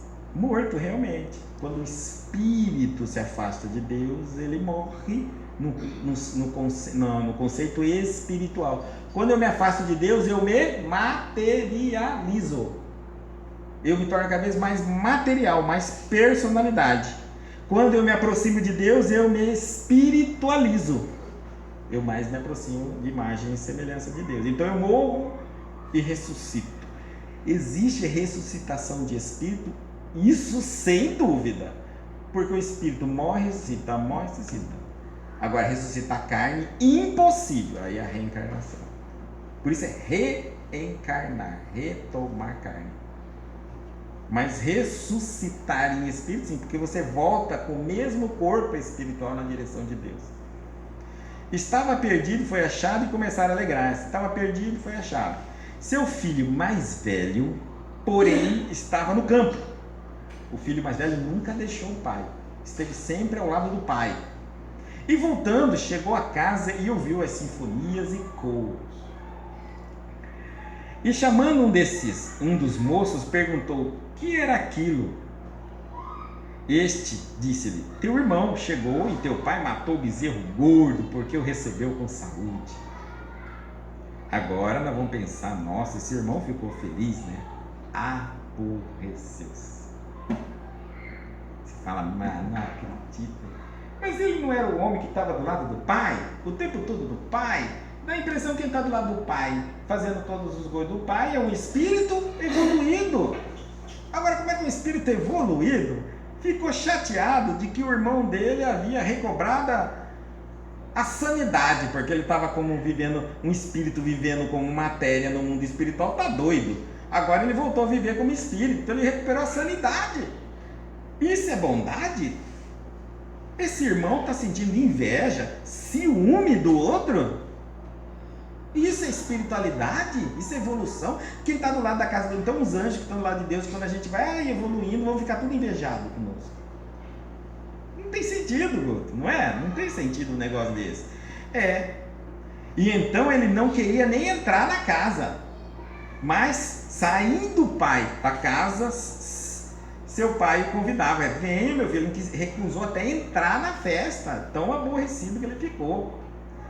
Respondendo, porém disse a seu pai: eis tantos anos te sirvo e nunca transgredi uma ordem tua. Um cumpridor assim, perfeito. E jamais me deste um cabrito para que me alegrasse com os meus amigos. Aqui ele despontou a personalidade emocional e psicológica dele. Existem pessoas que vivem na religião, de manhã, de tarde, de noite, se deixar a hora até o joelho virar uma bola, veste roupa, se torna um sacerdote, pastor, mestre, faz de tudo, mas são infantis, não são evoluídos. Cumprir uma ordem é ser obediente e não resignado. Quantas pessoas, depois de anos cumprindo uma doutrina, percebe-se que sente inveja, ciúme, falham. Por quê? Porque fugindo para a religião, achando que fugindo da vida e do mundo para ficar o dia inteiro na religião, vão conseguir evoluir. E se isso fosse verdade, esse mais velho aqui seria o mais evoluído. E o mais evoluído era o mais jovem. Ah, bom, não entendi. Sim, porque a evolução vem de duas coisas: teoria e experiência. O mais velho não tinha experiência, só tinha teoria. Nunca deixou o pai. Cumpriu tudo que o pai mandou. E talvez nunca perguntou nem por quê tinha que cumprir tudo aquilo. Porque a gente vira tão fanático, tão preso, tão ritualístico, tão dogmático, que às vezes alguém chega num local e fala assim: último domingo do mês não pode ir no SESB. Ninguém vai no SESB. Aí alguém chega assim e fala assim: mas por que não pode ir no SESB? Não sei, não pode ir no SESB. Aí eu não sei porque ninguém sabe, que ninguém falou que não sei, que não sabe, mas por que não pode ir no SESB no meio do meio? E ninguém sabe, mas ninguém vai. Não, então vamos perguntar pelo último, pro mais antigo trabalhador daquela casa: por que no último domingo do mês não pode ir no SESB? Não sei, porque sempre foi assim. Isso é falta de conhecimento, experiência. Alguém vai chegando e vai raciocinando. E às vezes os mais velhos vão morrendo, porque perde a capacidade de refletir, entender verdadeiramente. Tornam-se cumpridores, mas não raciocinam. Isso não assimilam e não aprendem, não desenvolvem, não evoluem. E alguns vão para o monastério, né? Algumas religiões se afastam, se apartam de todos os locais que tem tentação, vamos falar assim, para não viver a tentação do mundo. Exclui-se, como ele ali com o pai não vivia o mundo, né? Exclui-se totalmente do mundo. E aí vão ficando fracos. Vão ficando imaturos, vão ficando infantis e vão tendo comportamentos infantis e imaturos, inveja, ciúme, medo, né? Porque é de uma criança e não de um adulto. Ele estava ao lado do pai, mas pegou os talentos que o pai deu, porque o pai repartiu para o filho que foi e para o filho que ficou. O que o filho fez com os seus talentos? Enterrou tudo e foi viver às custas do pai. Quantos filhos não estão fazendo isso a serviço de Deus, mas não fazem nada para si próprio?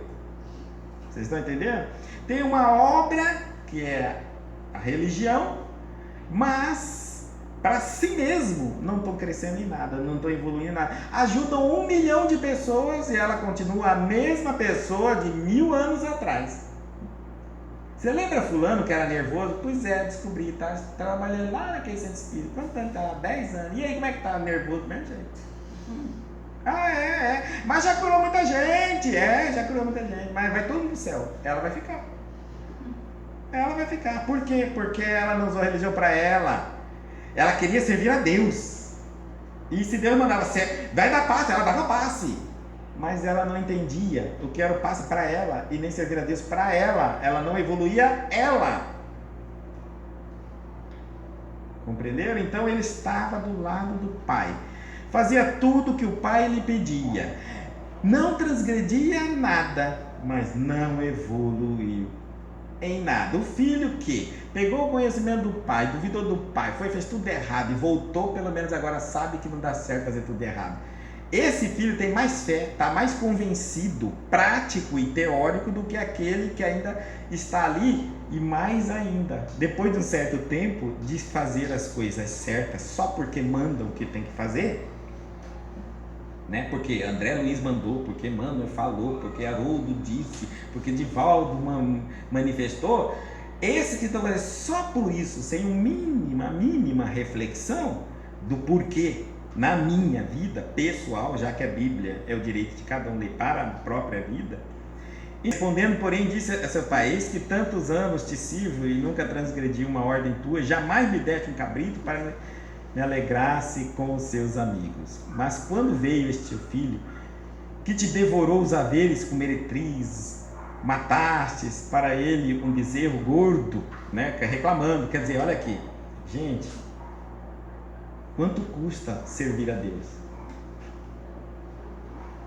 Quanto custa servir a Deus? Na primeira oportunidade, eu já estou jogando na cara de Deus. Na primeira. Quando Deus faz algo que eu não gosto, eu já sou o primeiro a dizer: quantos anos eu estou servindo você naquele centro espírita? Quantas pessoas já te ajudei? Quantos isso? Olha aí, eu doei, peguei gripe, minha unha encravou, meu filho ficou desempregado, minha esposa me traiu, vai embora, um monte de coisa. Gente, o que tem a ver uma coisa com a outra? O que tem a ver? Fazer o certo, seguir as regras, fazer o bem, é um ato espontâneo do amor. Ou é uma obrigação? Se eu estiver fazendo por obrigação, eu estou até contando ali quantas vezes eu fui, quantas isso, quanto aquilo. Existe uma coisa em nós que é o controle. E aqui é claro, o jovem querendo controlar Deus. Ele estava ao lado de Deus, porque Deus lhe dava tudo que ele queria. Ele não saía da casa do pai, tinha comida, vida farta, tranquilo, beleza. Um bom vivan das leis de Deus. Não é isso? Mas queria controlar Deus. Por que ele queria controlar Deus? Porque quando Deus decidia dar também para um outro filho o que estava dando para ele, aí ele não podia. Ora, quem somos nós para dizer a Deus o que é certo e errado? E nós tendemos a fazer isso. Às vezes nós estamos ao lado de Deus para tentar controlar Deus, para dizer a Deus o que é certo e o que é errado. Servimos sim a Deus, mas na intenção de submetê-lo à nossa vontade. Quantas pessoas, médiuns, pastores, padres, líderes religiosos, estão aí servindo a Deus para dizer: em nome de Jesus faz isso, não faz aquilo, faz agora, faz aquilo, está servindo a Deus para manobrar com Deus. Isso é possível? Não é possível. Isso não é possível. Mas e quando acontece? Manobrando o diabo. Só o diabo negocia com o homem, Deus não negocia com o homem. E quem diz que o diabo não dá felicidade, não dá paz? Quem diz? Matéria. Não dá riqueza, não dá saúde. Às vezes, né, diz que o diabo faz coisas para nós tão boas para que a gente não sinta a necessidade de Deus. Então vamos pensar se o que eu estou conseguindo na vida é de forma ético e moral, e não no resultado que define se é ético ou moral. Se eu roubei e estou ganhando dinheiro, isso não está errado, né? Por que não? Traficante não ganha dinheiro? Roubar não ganha dinheiro? Os políticos de Brasília não ganham fortuna de dinheiro? Quem diz que o diabo não dá dinheiro? Quem não percebeu a realidade do mundo. O que tem que ver é se você dorme da forma como você ganha. É isso que você tem que ver. É moral? É ético? Tudo bem. Então ele está reclamando do serviço a Deus. E nós estamos reclamando constantemente de Deus na nossa vida. Todos os problemas que a gente passa, todas as circunstâncias, todas as dificuldades que a gente passa, sempre a gente entra num desalinho de reclamação. Mas quando veio o teu filho, ele está comparando, vem o ciúme, né? Que na opinião dele o filho é atrasado, porque as pessoas que estão muito a serviço de Deus também começam a perceber, a ter aquela noção de vaidade. Fulano é pior que eu, porque eu estou aqui há muito mais tempo, né? E vaidade vem significa vazio, tá? Vem da palavra, tem significado de vazio. Vazio de toda pessoa vaidosa é vazio de conhecimento, porque o conhecimento leva você do mundo vazio, ilusório, para a realidade. E na realidade não há vaidade. Não há vaidade. Tudo que nos leva à vaidade há uma máscara por trás para alimentar desejos do nosso consciente ligado a uma específica forma, figura ou imagem. Tá certo? Então, mesmo o poder, mas o poder não tem imagem, tem uma imagem de poder. Tá? Que as pessoas acreditam que através da imagem que o poder proporciona, vai conseguir o que quer. Então, vazio de teoria. Ali está quando a pessoa servindo ao Cristo falha nesses pontos simplórios, não compreendeu nada, mesmo estando ao lado. E aqui, gente, é muito normal. Você vai ver a família de Chico Xavier, uma irmã dele cometeu suicídio, expulsam ele de casa, porque ele estava atendendo as pessoas. A família de Valdo Franco, 2 irmãs cometem suicídio. Então, o filho de Bezerra Menezes morre também. Então, não pensa porque andar ao lado de uma pessoa, você absorver por osmose a evolução e o conhecimento. Não é, não. O dia inteiro pode ir lá de uma pessoa e não vai saber menos que aquela que nunca conheceu aquela pessoa. Ele vai saber muito menos que aquela que conheceu, nunca conheceu aquela pessoa. Está aí nós aqui distante de Jesus. Judas estava ao lado de Jesus e o traiu. E os demais apóstolos todos do lado dele. Então ali não mostra totalmente a diferença. Então não é assim que funciona e nem pelo tempo que se tem de dedicação e serviço à sua consciência, à religião e ao conhecimento. Se tem realmente da verdade que você está disposto a uma coisa muito perigosa no conhecimento. A gente alimenta a pessoa a aprender, mas cuidado, a vaidade é a armadilha do conhecimento. Tome muito cuidado. Conheci muitas pessoas que quando pisaram na ponte do conhecimento caíram e não se levantaram mais, tá certo? É muito mais fácil você socorrer, levantar, erguer, ajudar uma pessoa que não sabe nada do que uma pessoa que acha que sabe tudo. É muito difícil, muito difícil. Por isso, essas pessoas têm que fazer a parábola aqui do filho pródigo. Volta lá, senta num lugar, vê a miséria que você se encontra, a vida que você tem e humildemente volte, levanta-se, ponha-se de pé e volta para a casa do Pai. Esvazia-se primeiro. Não é possível você retornar para a casa do Pai inflado do jeito que você está, achando que sabe mais que todo mundo, que pode mais que todo mundo, tem direito mais que todo mundo, que trabalhou mais que todo mundo, que é mais velho que todo mundo. Tudo que você colocar num determinado item que te dá direitos a mais que alguém, você já não está humilde, entende? Depois o amor de não desistir do caminho correto. Aqui há uma diferença entre merecimento e evolução. Servir a Deus, caridade, te dá merecimento, mas não te dá evolução. Lembra? Obras e fruto, a cada um será dado conforme suas obras, mas reconhece a árvore pelo fruto e não pelas obras. Entenderam a diferença entre obra e fruto?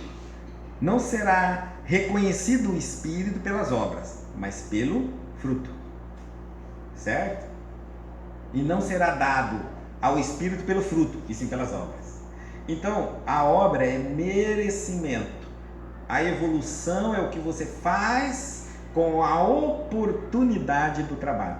Uma obra é o espaço onde o Espírito vai colocar em prática o conhecimento. Se ele fizer isso, ele está evoluindo enquanto adquire merecimento. Mas se ele for na obra, pode ser enorme que for, com a ideia de que ele é superior aos outros, melhor que os outros, está ali porque ele não é um miserável, então ele está ganhando merecimento, ajudando as pessoas, mas não está evoluindo porque está inflado no ego, no orgulho, na vaidade. Então aquele conhecimento ele não veste, não serve para ele, o olhar dele começa a ser diferenciado em relação aos outros, e aí então ele morre. Quando morre, lógico que a gratidão das pessoas retorna um dia para ele, conforme a obra dele. Ele fez o bem, recebe o bem. Muito bem, isso aí vai ser devolvido para ele. A cada um será dado conforme suas obras, mas ele ainda está no mesmo grau de evolução. Então ele não tem evolução.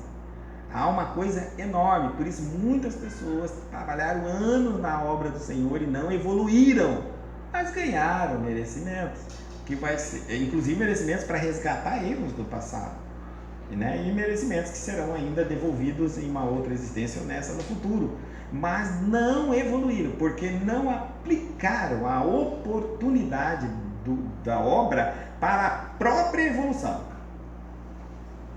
certo? Então, que eu não posso, a gente não pode dizer isso, até que Caibar Schutter fala mesmo para nós, a gente não pode ignorar que a gratidão das pessoas facilitam muito a auxiliar o espírito a evoluir, porque abrem as portas, né? Facilitam a vida da pessoa.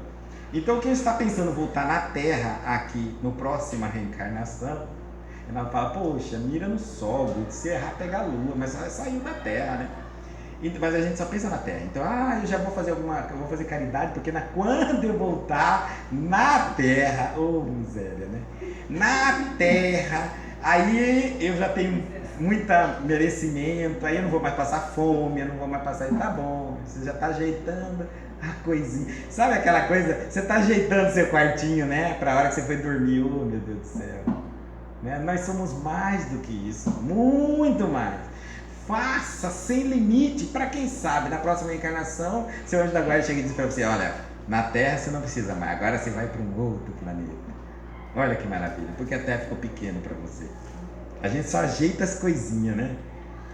Ele disse-lhe, porém, filho, tu sempre estás comigo, e tudo que é meu é teu. É preciso alegrar-se e rejubilar-se, porque esse teu irmão estava morto e reviveu, e estava perdido e foi achado. Ele tenta consolar o filho. Eu acho que Deus tenta nos consolar, nossos benfeitores. Mas você já é filho de Deus, tem tudo que você tem. Quando alguém fala assim, Guto, por que eu vou estudar, fazer caridade, evoluir? O que eu ganho com isso? Eu digo, não é essa pergunta que você faça. Não faça essa pergunta. Você tem que responder para mim assim. Faça essa pergunta, assim para você. Não é o que você vai ganhar. A pergunta é, o que você já ganhou até hoje sem fazer nada disso? Essa é a sua resposta que eu quero. Entenderam? Não o que você vai ganhar depois que você começar. É o que Deus já lhe deu sem você nunca ter começado. Essa resposta vai terminar numa palavrinha total lá embaixo chamada gratidão. Por quê? Se tudo que eu fizer por mim tem que ser algo para o futuro, o passado nesse sentido não tem valor. E anos de ignorância, milênios de ignorância, milênios de falta de uma atitude. Há uma outra coisa nesse jovem, que ele ao lado do pai, ele não providenciou nada para fazer por ele. Como assim? Se eu estou a serviço do pai, atendendo à vontade do pai, eu no mínimo teria um outro lugar para auxílio. Ele estava na mesma casa do pai. Compreenderam? O que eu quero dizer? Que Se você tem um filho e o filho tem capacidade, ele entendeu tudo, agora ele vai fazer a casa dele. Então esse jovem se mostrava extremamente egoísta quando, vivendo às custas do pai, a serviço de tudo que o pai dava, ele não produzia nada por ele. É isso que nós... Então, essa é uma atitude pela qual a caridade responde isso. Eu vou aprender para quê? Para morrer com isso, que você sabe? Eu tenho saúde para fazer, para quê? Para morrer sem fazer? Eu posso fazer, mas para quê? Para dizer que não pode? Então, a caridade chega num ponto que você vai sentir isso. Não é obrigatório, você sente quando for necessário, que você precisa agora, que está trabalhando com o Pai, cumprindo as leis do Pai, vestindo as leis do Pai, um dos mandamentos é servir-se como um ponto de luz, é multiplicar isso daí, né? Olha, Jesus veio à Terra, tornou-se uma outra potência para levar o povo até Deus. Ele não ficou lá na casa do Pai, gritando para todo mundo agradar, e aí gente, tô aqui em cima. Não. Então aqueles que já entenderam o trabalho de Deus, nos centros espíritas, nas igrejas, nas sinagogas, vão se tornando outra potência dentro do centro espírita. Porque o centro espírita pode ficar dependendo de uma única pessoa. Ele tem que ter várias potências. Passar a vida inteira no único, quando aquele morrer, acabou sempre. Acabou. Então, vai ali, as pessoas desenvolvem sua potência e vai se tornando outro expoente, e não ficar um filho só observando quem chegou na casa do pai, que está dividindo o pai com os outros, porque ele teria o que fazer, porque ele teria o próprio trabalho dele, e não cuidar da vida do pai. Vamos fechar nossos olhos e fazer a nossa oração de encerramento.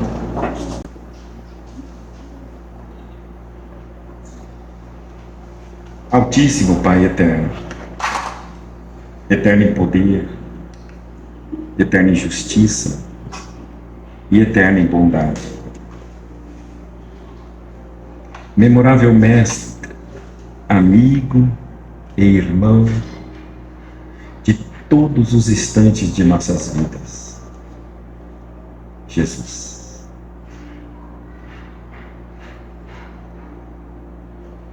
Senhor, quando olhamos para cima, enxergamos o cintilar de milhares de estrelas, corpos celestiais se comunicam com todo o universo através da frequência luminosa. Mesmo que a luz leve centenas de anos para aqui chegar,